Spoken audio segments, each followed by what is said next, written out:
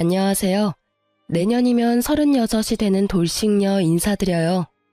얼마 전 끈끈이 죽을 것 같은 전남편과 시댁에서 겨우 탈출에 성공한 사람이네요. 저는 이혼 전 고민 기간일 때는 사연들을 많이 읽었어요. 저의 답답한 마음을 어떻게든 다스려보고자 이것저것 안 해본 것도 없었네요. 그리고 지금은 그런 고민에서 탈출해서 새로운 삶을 살며 이혼 사연을 쓰게 됐어요. 솔직히 글을 쓰니 왜 이런 글을 사람들이 쓰는 걸까 이해가 가더라고요. 글을 쓰니 머릿속이 정리가 되면서 제가 결정한 일들이 당연했다는 걸 다시 느낄 수 있었거든요. 저는 남편과 살짝 늦은 나이에 결혼했어요. 32에 결혼해서 36에 이혼. 총 4년의 결혼 기간은 저에게 그다지 좋은 기억이 되지는 않아요. 결혼 이후부터 제게 드리운 먹구름은 상상을 초월하는 것들이었거든요. 저는 사실 많이 덜렁거리는 타입이에요. 물건도 자주 잃어버리고 약속도 잊어버릴 때가 있어요. 사람들은 신경을 쓰지 않아서 그렇다고 하는데 그렇다기보다는 한 가지에 집중하면 그냥 다른 걸 잊게 되는 성격인지라. 걸을 때도 다른 데를 보면서 걷게 돼서 자주 넘어지거나 부딪히기도 하고요. 그런 저에게 딱 맞는 사람이라고 생각한 게 저희 남편이었죠. 꼼꼼하고 계산적인 남자. 무엇이든 준비가 되어 있지 않으면 시작조차 하지 않는 남자. 그런 남자가 제 남편이었어요. 그럭저럭 괜찮은 궁합이라는 생각이 들지 않나요?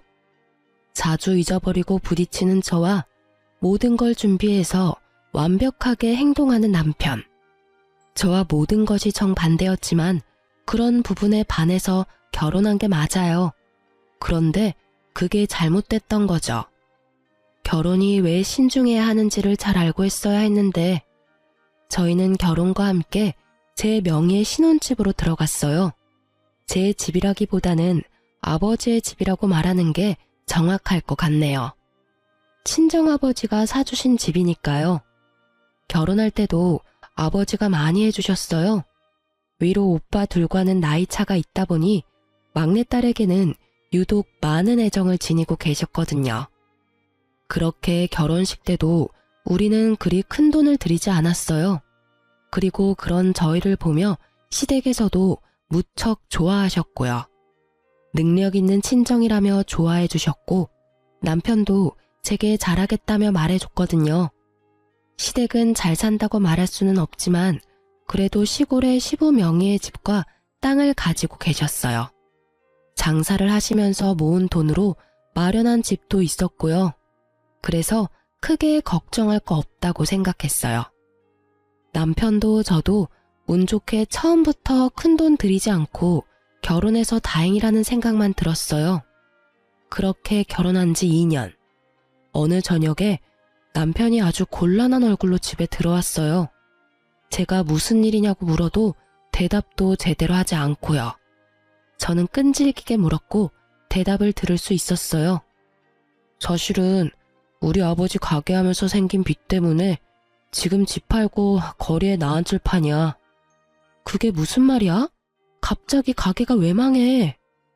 갑작스러운 말에 저도 덩달아 긴장했어요. 시부모님이 운영하는 가게가 잘 되는 건 아니었지만 그래도 한 달 생활비 정도는 벌고 있다고 들었거든요. 그게 아버지가 사업하면서 돈을 많이 빌렸는데 그걸 못 갚게 됐어. 최근에 장사도 잘 안 된 것도 있고 안 되는 걸 몇 개월 버텨보려고 대출도 하고 하면서 점점 빚이 불어서 거의 3억 정도 돼. 3억? 갑자기 그만큼이나 빚이 생겼다고? 갑자기가 아니라 몇 개월에 걸쳐서 생긴 건데 어쨌든 지금 빚 갚으려고 아버지 집 팔려고 내놨는데 집도 2억이 안 되네. 시골에다가 주택이라서 돈이 안 되나 봐. 살 때보다 가격이 많이 떨어졌어. 아직 빚도 많이 남아있는데 당장 부모님 갈 곳도 없어서. 그러면서 남편이 제 눈치를 보더군요.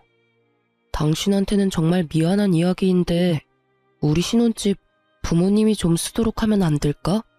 어차피 집이 작은 편은 아니니까 당분간 빚 갚고 돈 모일 때까지만이라도 같이 살도록 해주면. 합가는 안 돼. 나도 자신 없고 힘들 것 같아서. 그리고 우리 애 갖기로 했는데 합가하면 그것도 그렇고. 저는 합가는 정말 하기 싫었거든요. 어른을 모시는 게 싫은 게 아니라 어른을 모시는 게 어려웠어요. 게다가 기간이 정해진 것도 아니고 어림잡아서 같이 살자 하다가 계속 같이 살면 어쩌나요? 그렇다고 제가 집에서 쉬는 사람도 아니고 저도 일을 하는데 분명히 어딘가에서 부딪힐 일이 생길 거라는 예감밖에 들지 않았죠. 그렇다고 시부모가 거리에 나앉는다는데 그냥 놔둘 수도 없고 정말 미치겠더라고요.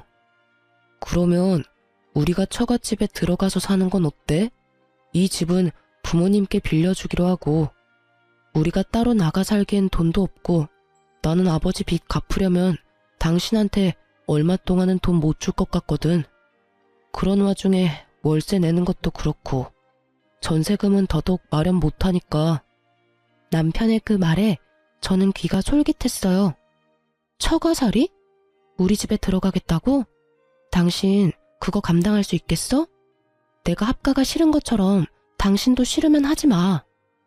말하면서도 남편이 겪을 불편한 일들이 떠오르더군요. 저야 우리 집이니 편하게 지낼 수 있겠지만 남편은 출퇴근부터 집에서 쉬는 것까지 편하게 할 수 있는 일이 없을 것만 같았거든요. 그렇지만 이 상황에서 그렇게 하는 건 나쁘지는 않다는 생각은 들었죠.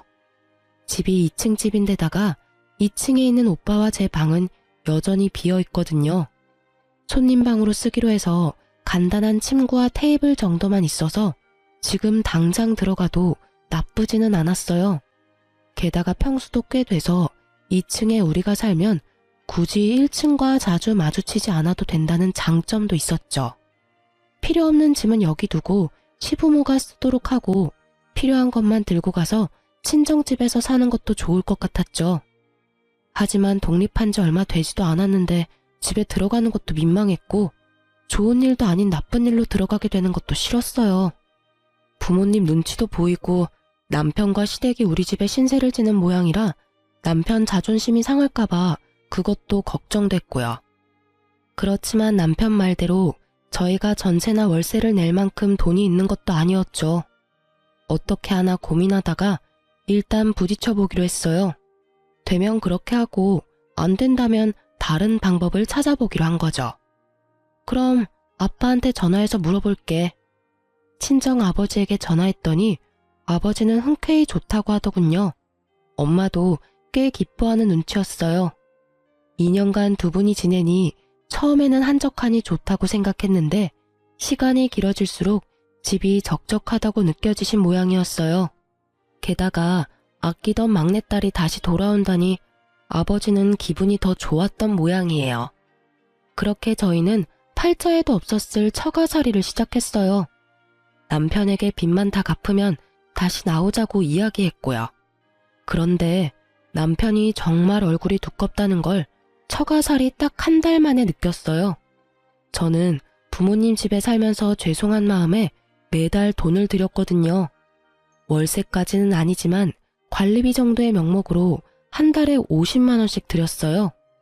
어차피 부모님이 식재료도 사고 다 하니 저도 돈이 들 일은 없으니까 그것도 민망했거든요. 둘이서 생활하면 한 달에 100만 원은 생활비로 쓰는데 친정집에 들어오고 나서는 50만 원만 내도 생활이 가능하니 돈은 빨리 모이겠다 싶었죠. 부모님께는 매우 죄송했지만요. 그래서 더 부모님이랑 맛있는 것도 많이 먹으러 가고 소소하게 여행도 자주 가고 그랬어요. 물질적으로 못하는 건 정신적으로 해줄 수 있다고 생각했으니까요. 그런데 솔직히 저는 남편이 시댁 빚을 대신 갚는다 해도 친정에 드리는 돈 중에 반 정도는 줄 줄 알았거든요. 우리가 처가살이를 하는 건 모두 시댁 부모님이 빚을 졌기 때문에 그런 거잖아요. 그리고 남편이 그 빚을 자신이 떠안아서 그런 거고요. 그런데 남편은 저한테 돈 한 푼을 안 주더라고요. 너무 서운했어요. 우리 부모님이 이만큼 해주는 데다 제 집까지 시댁을 위해 열어줬는데 남편이 우리 집에 아무것도 안 해준다는 게 화났거든요. 그래도 이해하려고 했어요. 돈이 없으니 그렇겠지 하고. 그런데 단순히 돈이 없는 것뿐이면 적어도 감사하다, 고맙다 이런 말 정도는 할 수 있잖아요. 그런데 남편의 뻔뻔한 행동은 점점 더 심해졌어요. 직장 사람들 불러서 2층에서 집들이라며 식사 자리까지 갔더군요. 이때 정말 화가 머리 끝까지 났어요. 갑자기 그날 아침에 직장 사람들 올 거라고 말해서 엄마와 함께 요리하고 뭐하고 다 했는데 와서는 제대로 집사람들 소개도 안 해주고 홀라당 2층으로 올라가서 먹고 마시고 늦은 시간까지 시끄럽게 굴었거든요. 그래서 그 다음날 저녁에 제가 남편에게 따져 물었죠. 당신 좀 자중해? 여기가 우리 신혼집인 줄 알아? 엄연히 처가댁인데 왜 그렇게 눈치 없게 굴어? 어떻게 사람들 그만큼 데려와서 잔치를 해? 게다가 들어와서 우리 부모님 소개도 안 해주고 없는 사람들 취급하고 여기가 당신 집이라도 되는 양 착각하는 거야? 처가살이 하는 거 나도 다 알아. 그런데 나도 사회생활은 해야 하잖아. 직장 동료들이 나한테 집 옮겼다며 식사라도 하자는데 그러면 어떡해? 다 무시해야겠냐? 그리고 막말로 내가 돈 안 내고 여기 있어? 한 달에 50만 원씩 들이잖아. 돈 내고 여기 있는데 내가 왜 눈치를 봐야 해? 스트레스 푸는 것도 제대로 못하게 하는 거야? 당신이 돈 내는 거야? 그건 내가 드리는 돈이지. 당신 주머니에서 나온 돈은 하나도 없으면서 어떻게 말을 그런 식으로 해? 우리 집에 신세를 지고 있다는 생각이 있기는 해. 그냥 좋은 일로 우리가 처가에 들어와서 사냐고.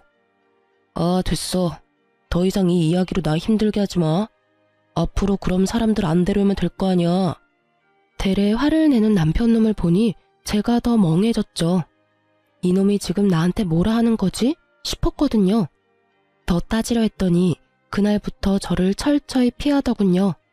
그 이후로 대화의 기회를 엿보던 저는 아주 의외의 날에 남편과 대화할 수 있었어요. 바로 어버이날이었죠. 부모님이 저를 봐서 남편의 기행을 참아주고 있다는 것도 알고 있었고 너무 미안한 마음도 들어서 어버이날에 부모님께 옷을 선물해 드리기로 했어요. 아버지는 됐다며 거절하셔서 엄마 옷만 사드리게 됐는데 50만 원 정도 나왔어요. 백화점에서 아래 위로 옷을 사니 그 정도 되더라고요. 아깝다는 생각보다는 신세 진 거만큼 못 드려 죄송하다는 마음이 더 컸죠. 그렇게 옷 사고 집에 와서 영수증을 서랍에 넣어뒀는데 그날 저녁 남편이 그 영수증을 봤는지 저를 부르더라고요. 당신 이 영수증 뭐야? 뭐 하는데 하루에 50만 원이나 썼어? 오늘 어버이날이었잖아. 엄마 옷 사드렸지. 우리 엄마 것도 샀어? 아니? 여태까지 각자 부모님 선물은 각자 했었잖아. 당신 혹시 선물 준비 안 했어? 여태껏 남편과 저는 시댁과 친정 어버이날 때나 추석 명절 때는 각자가 용돈을 드렸어요. 그래서 이번에도 그렇게 할 거라고 생각한 거죠. 당신 진짜 생각 없이 산다. 지금까지는 각자 했었어도 이번에는 상황이 다르잖아. 내가 빚 갚느라 돈 없다고 했으면 당신이라도 준비했었어야지. 내가 돈이 있었으면 준비를 안 했겠어? 어떻게 이렇게 시댁에 무심해? 저한테 생각이 없다고 말하는 남편을 보니 더 어이가 없었죠. 왜 나한테 화를 내? 빚을 갚느라 돈이 없는 게 당신 사정인 건 알아.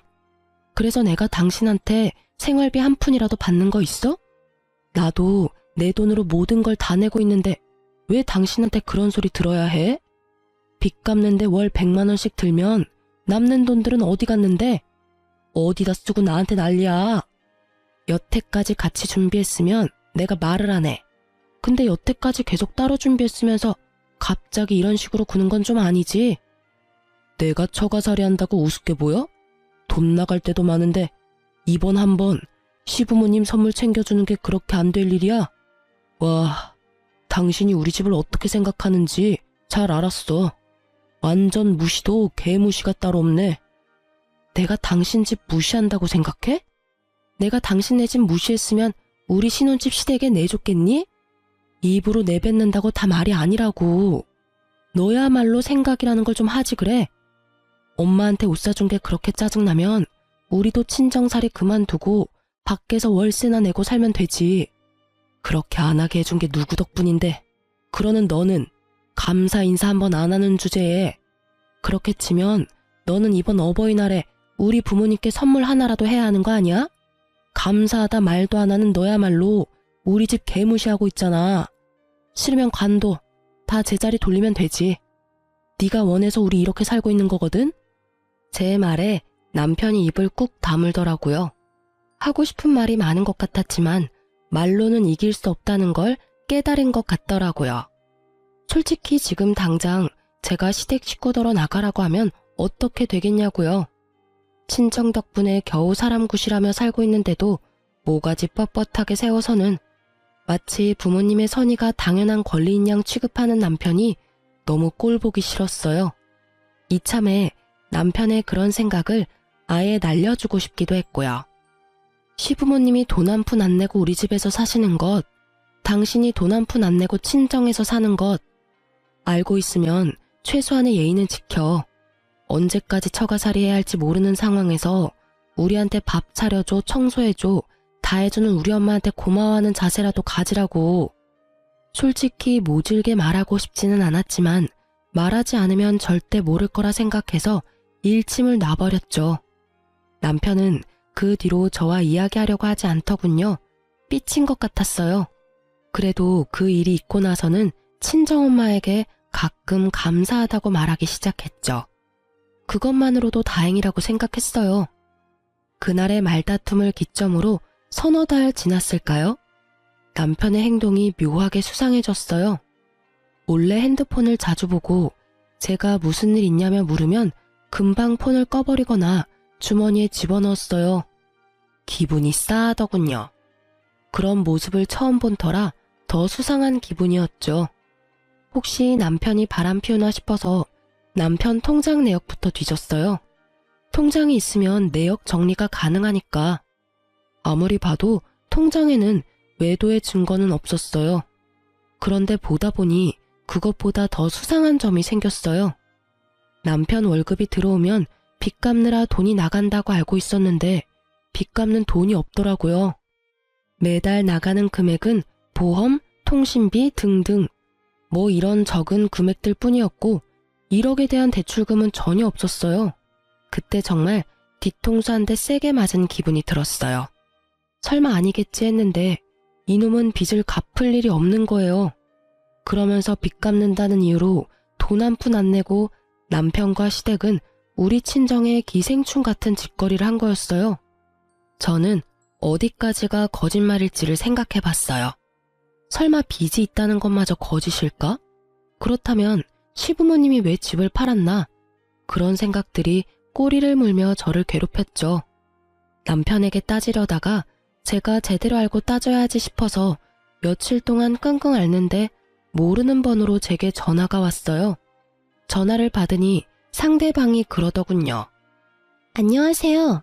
사모님, 저 남편분 부하 직원인데요. 잠시 할 이야기가 있어서 그러니 나와주세요. 남편 부하 직원이 왜 저한테 할 이야기가 있어요? 전화 통화로는 안 되나요? 통화로 하기엔 좀 그냥 나와서 듣는 게 좋을 것 같네요. 저는 상대방 목소리에 깔린 묘한 당당함을 눈치챘어요. 나와 주겠냐고 묻는 게 아니라 나오라는 어투가 딱 감이 오더라고요. 상간녀. 보통 바람 피운 년들이 더 당당할 때가 있잖아요. 딱 그거였던 거죠. 그리고 그때 진짜로 알게 된 거죠. 이 인간이 바람 폈구나 하고요. 빚이 사라졌다는 의문 때문에 왜 제가 통장 내역을 뒤졌는지를 까맣게 잊어버리고 있었던 거죠. 그 전화를 받고 열이 오를 대로 올라 저는 남편과의 결혼 반지를 빼서 휴지통에 쳐넣었어요. 없는 빚마저 만들어내서 돈 없는 척하며 사치 부리며 살더니 결국은 젊은 여자랑 바람까지 난 남편과 더 이상 함께하고 싶지 않았어요. 그것도 친정집에서 살고 있으면서 바람을 피운 그 대담한 놈을 용서하고 싶지도 않았고요. 이혼만이 정답이라고 생각이 들 정도였거든요. 저는 만만해 준비하고 그 여자가 오라는 곳으로 나갔어요. 거기에서 본 건 남편이 저번에 우리 집으로 데려온 직장 동료 중에 한 사람이었어요. 막내, 새파랗게 어린 여자였죠. 딱 봐도 사회 초년생일 상간녀는 앉아서 우유를 마시고 있더군요. 왜 저를 보자고 하셨어요? 초면에 이런 말 죄송한데 주임님 옆에 그렇게 기생충처럼 붙어있지 말고 제발 떠나주세요. 주임님이 저한테 그러셨어요. 저랑 결혼하고 싶지만 와이프가 이혼을 안 해주겠다고 했다고요. 저는 그 이야기를 들으며 묘한 수치심과 분노가 생기는 걸 느꼈어요. 기생충이란 단어를 저에게 쓰다니. 기생충이라는 단어는 남편이 그렇게 이야기하던가요? 그 말에 상간녀는 고개를 끄덕이더군요. 화가 나서 따지려다가 순간 아주 좋은 생각이 났어요. 상간녀의 말을 들어보면 남편이 상간녀에게 거짓말을 했다는 거잖아요. 그렇다면 그걸 역으로 이용할 수도 있다는 말이니까요. 기생충이라. 맞아요. 저 그 남자랑 이혼할 생각 없어요. 솔직히 이혼할 필요도 없고요. 그리고 솔직히 그 사람 바람 피운 거 사실인지 아닌지도 모르고 지금 하는 말들 그냥 당신이 하는 말에 불과하잖아요. 왜 그 사람을 이렇게 괴롭혀요? 다 알아요. 당신이랑 당신 부모가 주임님 집에 들어와서 흥청망청 살고 있는 거요. 본인한테 부끄럽지도 않아요? 어떻게 가족들이 다 같이 들어와서 주임님만 고생하게 만드냐고요. 이 정신 나간 남편놈은 이 젊은 상간녀에게 저와 우리 부모님이 남편 집에 들어와 얹혀 사는 것처럼 말했더라고요. 그 이야기를 들으니 열이 받았지만 일단 저는 그 여자에게 말했어요. 그래서요? 그게 뭐가 잘못됐어요? 부모님이 힘들면 같이 모시고 살 수도 있지. 힘들다고 말했다고 해서 당신이 무슨 권리로 그런 말 하는 건데요? 아, 상간녀라서 그런 말 하는 거예요? 제가 이혼해주면 결혼할 수 있을 것 같아서. 근데 법적으로는 제가 와이프예요. 당신은 아무런 관계도 아닌 거죠. 관계가 있다면 상간녀, 그뿐이고요. 전 주임님이랑 불륜으로 끝낼 생각 절대 없어요. 저는 주임님이랑 결혼할 거고 기생충 같은 당신이랑 당신 가족들 떼어내고 말 거예요. 그놈의 기생충. 누가 기생충인지 전혀 모르는 그 여자의 말에 저도 슬슬 화가 나기 시작했어요. 그렇지만 폰에 녹음 기능부터 켰죠. 이 여자 말 한마디 한마디가 저에게 좋은 증거가 되어줄 테니까요. 그럼 당신이 제 남편이랑 사귀었다는 증거 있어요? 말하지만 난 적당한 증거 가지고는 당신이랑 그 사람 관계 인정 안 해요. 솔직히 인정해서 좋을 것 하나도 없고요. 그냥 이렇게 그 남자가 여자 만나는 거 참고만 있으면 나한테 남는 게 더 많을 테니까요. 증거가 왜 없어요? 차고 넘쳐요. 우리 여행 간 사진도 있고 저희 모텔 들어간 사진도 있어요. 미안하지만 저도 남편 카드 내역 봤는데 모텔이며 당신이랑 여행이며 내역이 하나도 없던데요. 그런 걸 사귄다고 할 수 있나요? 좀 더 직접적인 증거가 있어야죠. 제가 내고 그 사람한테 현금으로 받았거든요. 그럼 사랑한다, 보고 싶다 이런 말도 하나요? 그건 당연하죠. 그러면서 보여주는 증거들을 보며 저는 치를 떨었어요. 이 미친놈은 처가살이 하면서도 대담하게 젊은 년이랑 바람도 피우고 그 젊은 년한테 자기가 이 집 주인인 것처럼 속이기까지 했더라고요. 아, 이 정도면 이혼할 수밖에 없네요. 그럼 당신이 그 증거들 나한테 줄 수 있나요? 제가 이혼을 해주려면 증거가 있어야 하잖아요. 그 여자는 좋다며 저한테 사진이며 영상, 문자 내용까지 딱 다 보냈어요. 저는 그걸 받고는 일어나면서 상간녀에게 말했어요. 그 사람이랑은 이혼해 줄게요. 그래도 당신이 여기 찾아온 거 알면 집에 안 들어오려 할 것 같으니 차라리 모르는 척 해줄 수 있어요? 이혼 완료될 때까지. 만약 당신이 아는 척하면 저랑 이야기도 안 하려고 할 수도 있어요. 그랬더니 그 여자는 알겠다고 이혼 꼭 해달라고 다짐받고는 웃으며 나가더군요. 진짜 기가 막혀서. 증거 사진 얻으려고 한 짓이지만 진짜 말하면서도 욕이 나오는 걸 겨우 참았어요. 그 여자가 아마 나이가 조금이라도 더 많았다면, 사회 경험이 조금이라도 더 있었다면 그런 증거를 저한테 줄 리가 있었겠어요? 아무것도 모르는 사회초년생에 부자인 것처럼 보이는 남자 하나 잡아서 팔자 피려는 거 눈에 딱 보이는데 이혼 시 유책 배우자와 상간녀 소송에 대해서는 아무것도 모르고 있더군요. 그걸 알았다면 저한테 증거를 줄 리 없는데 말이죠. 멍청한 상간녀에게 새눈물만큼 고마워한 저는 그날 집에 와서 남편을 불러 세웠어요. 당신 나랑 이야기 좀 해. 난 할 이야기 없어. 평상시와 마찬가지로 말없이 방에 들어가려던 남편의 뒤통수에 대고 제가 말했죠. 그래? 그럼 내일 서류로 받아. 이혼 서류. 내일까지 줄게. 그제야 남편이 저를 돌아보더군요. 얼굴 가득 놀란 얼굴이었어요. 왜 놀라? 당신 여태껏 나랑 대화도 안 한 거 이혼하고 싶어서 그런 거 아니었어? 헤어지려고 대화조차 안 하려고 한 거 아니냐고. 여태까지 나 꼴 보기 싫었던 거잖아. 그런 거 아니야. 왜 갑자기 이혼한다고 난리야? 난 당신이랑 이혼 안 해. 내가 뭘 잘못한 게 있어서 당신이랑 이혼을 해? 잘못한 게 차고도 넘친다는 말을 하려다가 겨우 삼켰어요. 당신이 나한테 잘못한 게 없어? 당신이 나랑 이혼하고 싶어서 나한테 이렇게 대면대면하게 구는 거 아니야? 대화도 없어 늦게 들어와 애 가질 생각도 안 해. 그게 바로 이혼하자는 신호였겠지. 내가 늦게 알아채서 미안하니까 이혼 바로 해줄게. 아니야 그런 거 왜 지레짐작하고 그래? 진짜 바쁘고 힘들어서 그래. 이혼 이야기 절대로 꺼내지도 마. 앞으로 좀 더 노력할게. 일찍 들어오고 아기도 가져보자 우리. 그러니까 이혼은 생각도 하지 마. 내가 잘할게. 응?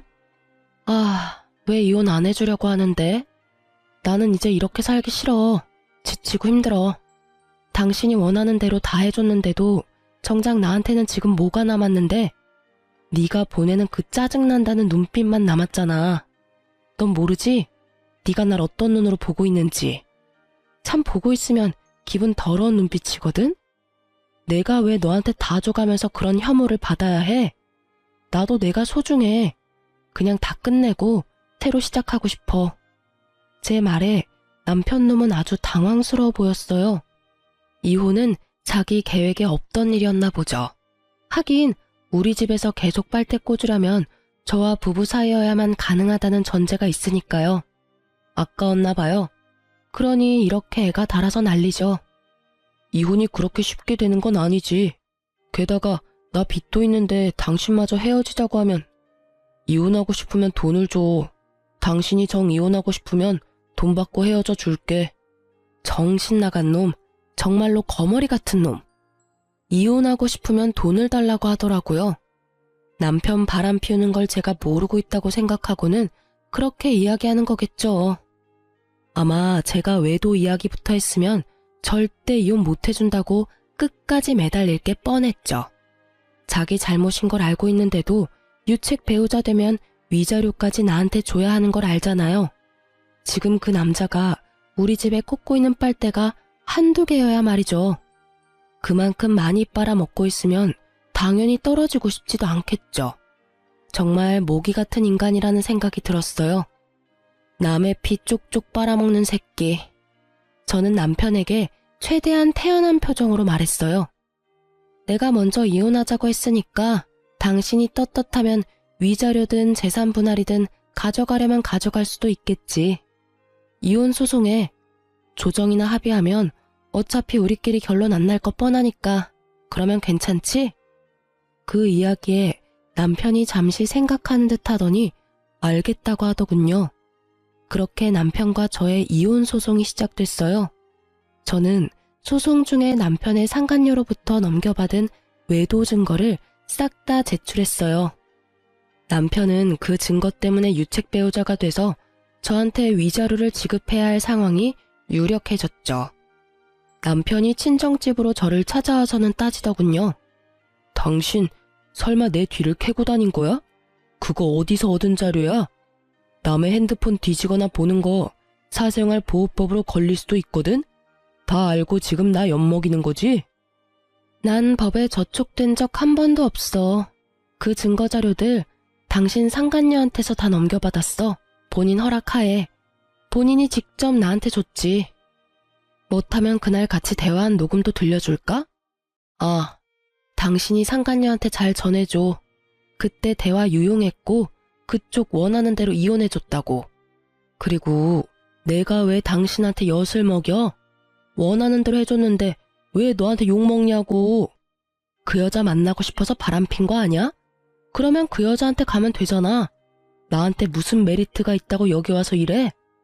제 말에 남편이 입을 벌리고는 아무 말 못하더군요. 그 여자가? 남편은 믿지 못하겠는지 상간녀에게 전화를 걸어 확인을 하더군요. 너 설마 와이프한테 직접 이혼해달라고 했어? 그랬어. 오빠가 헤어지고 싶은데 와이프가 들러붙는다며. 그래서 내가 정리해준 거야. 나 잘했지? 그럼 이제 우리 둘이 그 집에서 살 수 있는 거야? 천진난만하고 아무것도 모르는 백침이 넘치는 목소리를 들은 남편 얼굴이 하얗게 질렸더라고요. 오빠, 왜 대답이 없어? 이혼 잘 되고 있는 거 맞지? 그럼 우리 결혼식은 어디서 할래? 좀 비싼 데서 해도 돼? 나 엄청 홀 넓은 데서 결혼식 하는 게 꿈이었는데. 스드메라도 먼저 알아볼까? 근데 결혼식 빨리 해야 할지도 몰라. 사실은 나 오빠 아이 임신했거든.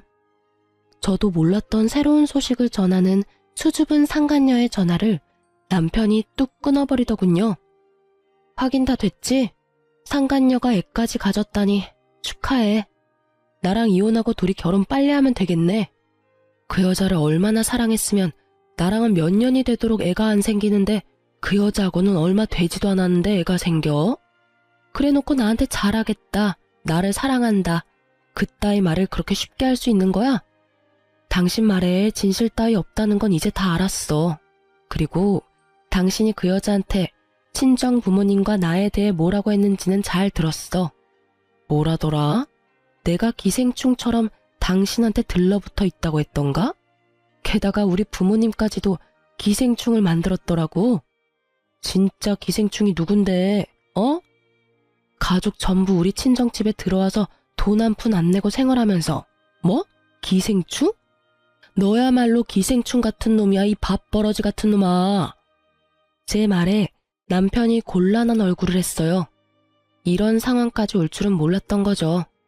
항상 꼼꼼하게 모든 걸 계획하던 남자에게 그 상간녀의 행동은 예상 밖이었을 거예요.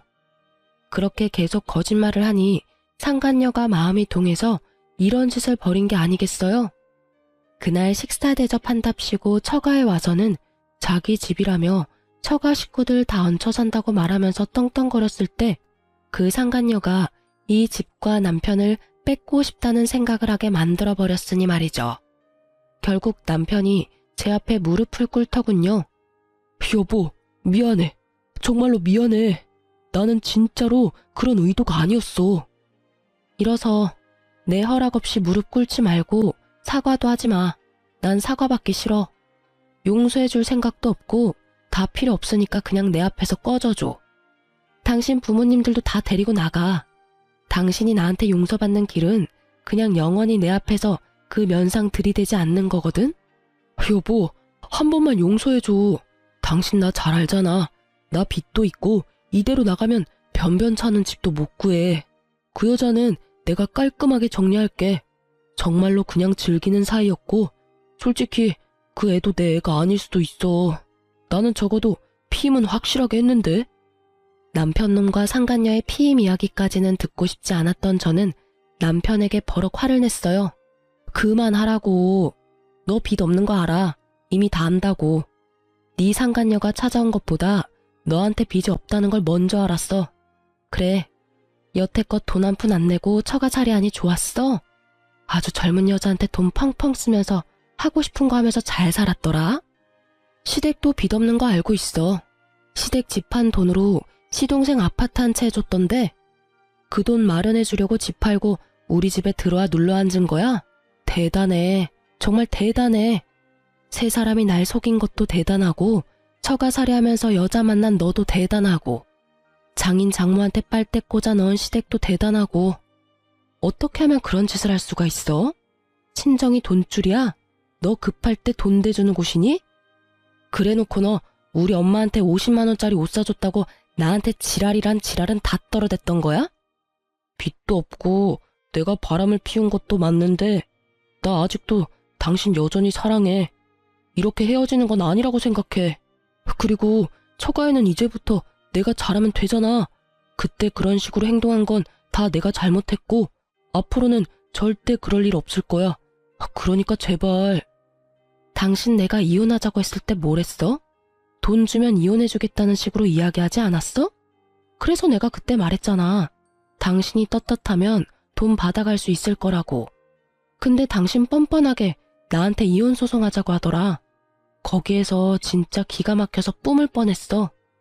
당신은 내가 뭘 가졌는지 몰랐을 테지만 나는 다 알고 있었거든. 그래서 그 이야기 한 건데 끝까지 내가 안다고 생각도 못 하더라. 솔직하게 말해서 나 단순한 여자라서 당신이 그때 이혼 이야기 나왔을 때 미안하다고 사과하고 두 번 다시 그러지 않겠다고 했다면 아마 용서했을지도 몰라. 그런데 당신 그때 돈 주면 이혼해준다고 말했잖아. 그 말 어디에 나에 대한 사랑이 있어? 너한테 내가 돈이라는 말로밖에 안 들려. 그래도 내가 그렇게 쉽게 보여서 이번만은 다행이라고 생각해. 아니었으면 내가 당신이랑 시댁 사람들이 쳐놓은 그물에서 벗어날 수나 있었겠어? 그런 거 아니야, 여보. 진짜로 나는 당신밖에 없고. 절절매며 남편은 제게 애절하게 말하더군요. 4년 만에 사람이 변한 걸까요? 4년 동안 제가 이 사람을 모르고 있었던 걸까요? 여전히 똑같은 얼굴로 저를 속이고 바람 피우고 우리 집을 모욕하고 결국 마지막에는 저에게 사죄하는 남편을 보니 정말 속에 찬불이 나버릴 것 같았어요. 거짓말 하려면 입에 침이나 좀 바르고 해. 너 사랑하는 여자 따로 있잖아. 있으면서 왜 자꾸 나한테 헛소리 짓거리는데?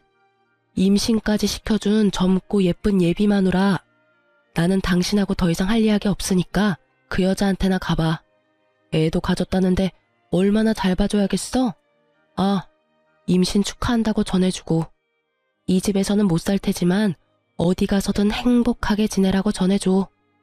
저는 그렇게 말하고 남편이 미리 챙겨둔 짐을 모조리 밖으로 밀어내버렸어요.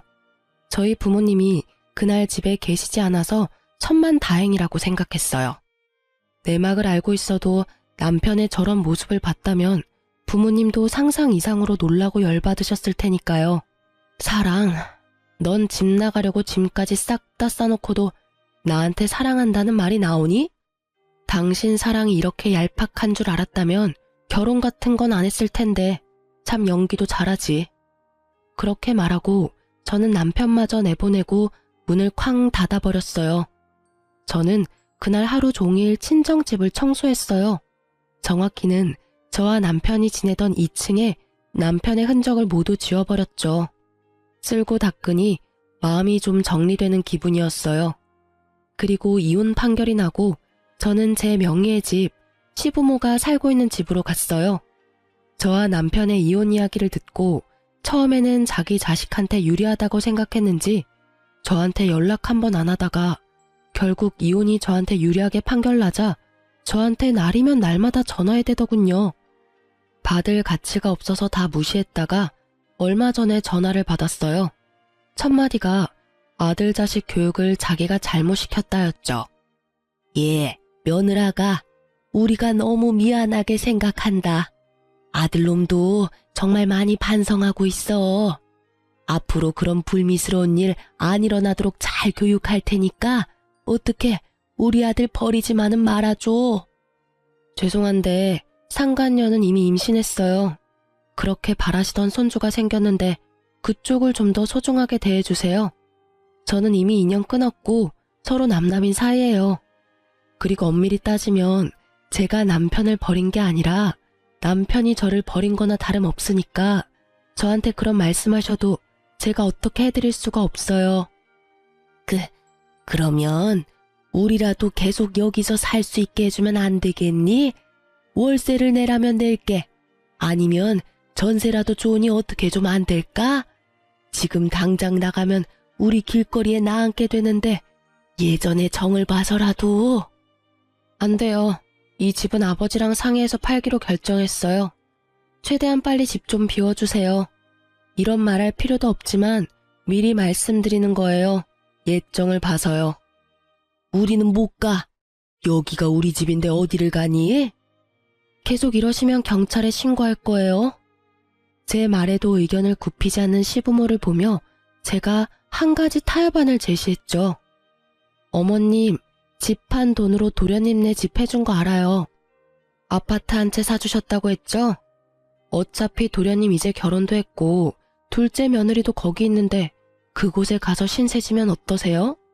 그 집 마련하는데 돈까지 대줬으면 당연히 부모님 같이 모신다고 하겠죠. 제 말을 듣던 시모가 살짝 관심이 있는 표정으로 듣더군요. 그리고 그 다음날 짐 다 뺐다면서 연락이 왔어요. 그러면서 욕을 아주 시원하게 적어두셨더라고요. 전날까지는 그 집이 아쉬워서 그렇게 정을 봐서라도 어쩌고 하더니 동아줄 하나 잡았다고 얼굴빛 하나 안 변하고 손바닥 뒤집듯 바뀌는 시모를 보니 참 그 나물에 그 밥이라는 생각이 들었죠. 전 남편이나 시모나 참 똑같은 사람들이라고요. 그 동아줄이 썩은 동아줄이라는 것도 모르고 말이죠. 그 뒤에 소식 전해 들었거든요. 시동생이 떼거리로 몰려와서 집에 들어와 한 자리씩 차지한 부모와 형 때문에 와이프와 갈등이 심했다고 하더라고요. 처음에는 단칸방 얻어준다고 나가라고 했는데도 안 나가고 버티며 합가 의지 내비치는 시부모를 보고는 결국 자기 명의로 된 그 집을 팔고 도망가 버렸다고 하더군요. 그럴만도 하죠. 또 우리 집에서 했던 것처럼 자기 집인 마냥 아주 마음 놓고 즐겼을 거 눈에 훤하잖아요.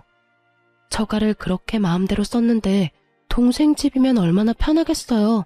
안 그래요? 저는 그 사람들 연락을 듣고 싶지는 않았는데 저희 어머니가 어디 가서 계속 듣고 와서는 알려주더라고요. 너 아니? 네 전 남편이랑 그 상간녀 내가 아는 사람들한테 들었는데 둘이 헤어졌대. 그렇게 좋다고 나한테 이혼까지 해달라더니 왜 헤어졌대? 뭐긴 뭐야. 자기가 생각하는 상황이 아니었으니까 그렇게 했지. 2층 집에서 아주 즐겁게 사모님 노릇하며 살 줄 알았는데 알고 보니 시동생 집에서 눈치 보며 살아야 하지 않니? 또 뭐냐? 그 결혼식 으리으리하게 하고 싶다고 했다며? 근데 으리으리는커녕 식을 못 올릴 가능성이 더 커졌으니 게다가 애까지 딸렸지. 그러게 누가 그런 남자한테 걸리랬나? 게다가 그런 거짓말에 속아서 나한테 이혼해달라고 요구까지 할 정도로 야망이 있는 여자였는데 사람을 잘못 고른 거지. 나야 내 탈출을 도와줘서 참 고맙게 생각하지만 근데 헤어졌으면 애는? 애는 할머니가 지금 데리고 있다더라. 그래도 손주는 귀한가 보네. 그게 아니고 그 상간녀가 애만 놔두고 지 몸뚱이만 챙겨서 쏙 도망갔다잖니?